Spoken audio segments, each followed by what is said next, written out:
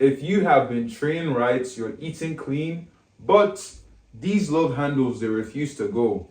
In this video, I'm literally going to be explaining how to lose the love handles like this, a no BS guide. And with that said, no time wasted. You already know I'm about to drop. Okay, minute. Let's go. Let's run it. Sub to the channel. Game is about to be dropped. Honestly, you've been fed so much lies with regards to the belly fat, and I have to debunk every single lie you've been told. Now, the first lie you've been told is just train your abs. And this really, they push the agenda of spot reduce. They tell you that you should go do all the cardio, do all the sit-ups, do all the crunches. So you're trying your best to hit your abs, your upper abs, your lower abs. Some of you guys say, oh, I don't even need to train obliques. But the honest truth is that this has just been a very big lie. And it makes a lot of sense that, oh, I have fats right here, so it simply means I should train it. But honestly, that is so wrong. The reason why this is wrong is because when you're training your abs, it pushes the agenda of spot reducing fat. And unfortunately, your body loses fat systemically. It doesn't choose a specific portion to reduce your fats. And there has been so many studies that have been conducted that support this research. When you are training the abs and doing the HIIT workouts, you realize one thing, the fat is not coming off. And before you know it, you look and you tell yourself that all this effort is going to waste. The honest truth is that it genuinely gets worse because the next mistake you make is to even compensate for this. Now, the second point, which you've been fed and you've eaten, is do more cardio. You're now doing the ab training, but they didn't tell you you're not doing enough. You need to couple it up with more cardio. So what happens is you add more cardio, you add more sessions in. I remember this day so clearly. I was at the gym and I saw this person pushing so hard in the cardio machine. They were pushing so hard, trying their best. When you do more cardio, what it actually does is that it causes you to have more fatigue. When you have more fatigue, it messes up with your recovery. And when you have less recovery, what happens is your gains and your fat loss is going to be hindered. And the unfortunate truth is, when you even do these cardio machines, let's say you push your body for an hour session, what happens is that unfortunately your body is quite smart. It compensates and it actually adjusts to the calories you burn. So what is going to be happening is if you burnt, let's say 500 calories this week on the cardio machine, a few months down the line, you're going to be burning way less. But the cardio, ultimately, what it does is it actually would increase your hunger as well. When you finish doing your cardio, you feel more exhausted. And by the time you come back home, you eat like crazy. What then happens as well is at one point, you low-key fall off the diet. You don't even want to come back. So this myth has been on the industry for years. They actually tell you cut out carbs. And I have to say this, carbs does not equal fat. When typically people cut out their carbs, they actually think they're losing a lot of weight. But what really happens is that when you eat carbs, your body holds on to a lot of water. And so imagine that this right here is carbs and this is water. So every time you eat carbs, there's a little bit of water that is with the carbs. So by the time you cut out carbs, people check the scale and guess what happens? They see that they've lost a stupid ton of weight. But the weight they actually lost really was just water weight. The diabolic truth is that carbs have been really demonized in the fitness industry. But the unfortunate truth is that your body has two energy sources. It is carbs and fats. And the one your brain and your body most efficiently uses is carbs. So why the heck are you cutting out your carbs?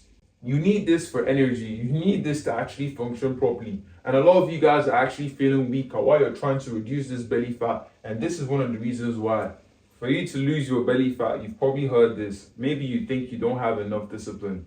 But if I'm going to give you some grace, you genuinely do have discipline. And I know this because you're going through your day. You're having your day demanding. You're showing up at your workplace. You're showing up in every single thing. But the problem really is, they tell you that, oh, for you to lose this belly fat or for you to lose the love handles, you need to have more discipline. You need to show up more consistently. The issue is, you don't lack any discipline. You just have a long day. And by the time you come back from work, you realize you need to even use more discipline for your fitness and everything. And this is really a problem because your willpower is finite. However, your system is really what has to be the thing to replace your willpower. So it's not a problem of you lack discipline. You actually have discipline. With every single thing, you're then going to ask me, what really is then the real fix? If I'm going to be honest with you, the real fix is the first one has to be calorie control, right?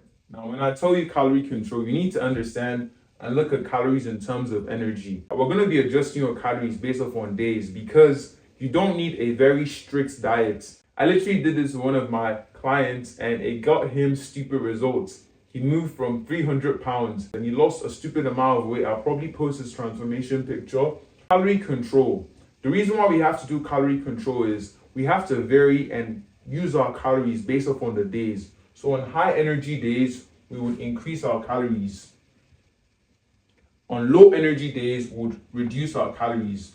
And when I tell you look at calories in terms of energy is, let's say every single week has a specific bank account or a specific amount. Let's say it's supposed to be 10,000. Some days you can have 2,500. Some days you can also have 1,800. So when you look at it in terms of energy, it really makes life easy because some days will require more energy and some days will require less energy. Now, the second thing would be your needs. This simply means your non-exercise activity thermogenesis. In simple terms, it is every single thing you do that burns calories outside of the gym. Really, that's all it means. Every activity you do outside the gym is neat.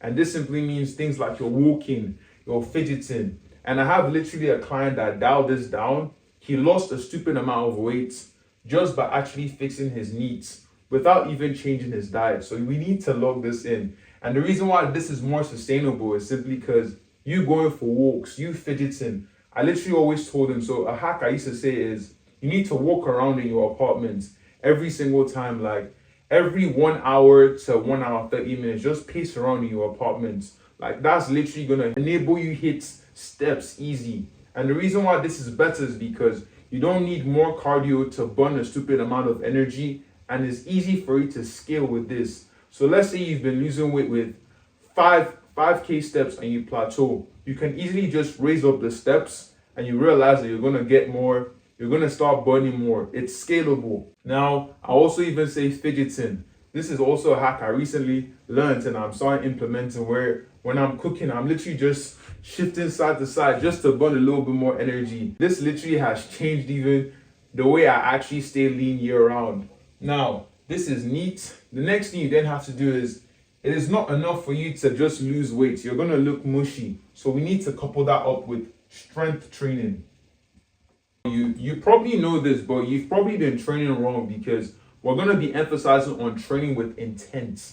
When I say intent, we need to be focusing on, we need to be pushing weights 3 to 4 times a week. We don't need 5 sessions, 6 sessions, 7 sessions. You're already going to the gym. You have a social life. You have work life. I understand that you have a lot of things going on. So you cannot be living in the gym.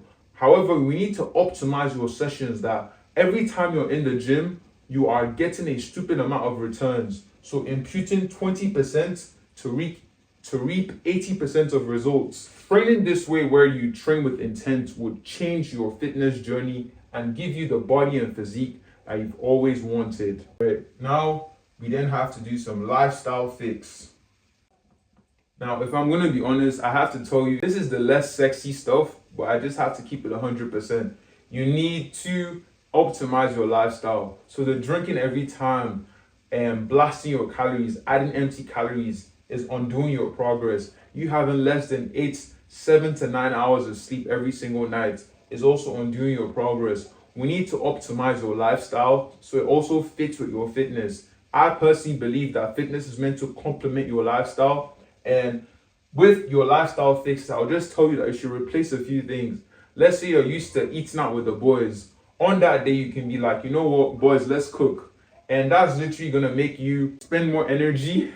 And that's literally going to just allow you actually just replace the habits. I used to have a client who usually used to binge and drink a lot of sodas. And what he did was he replaced it with carbonated water. I also had another client who he liked eating a lot of junk foods. So what we did is we started replacing a few of them with some protein-filled snacks. And I'm not telling you that it has to be specifically that. I'm just trying to tell you that you can modify your fitness where it does not undo the work you're actually putting in. And honestly, If you want a system dialed in that complements your lifestyle without fighting against it, you're tired of doing so much work and not seeing the results you deserve, I'll tell you, book a call with a link. And I'd really love to hear from you. And with that said, that's the end of the video, ladies and gentlemen. Stay locked in and stay blessed and keep on pushing towards your goals.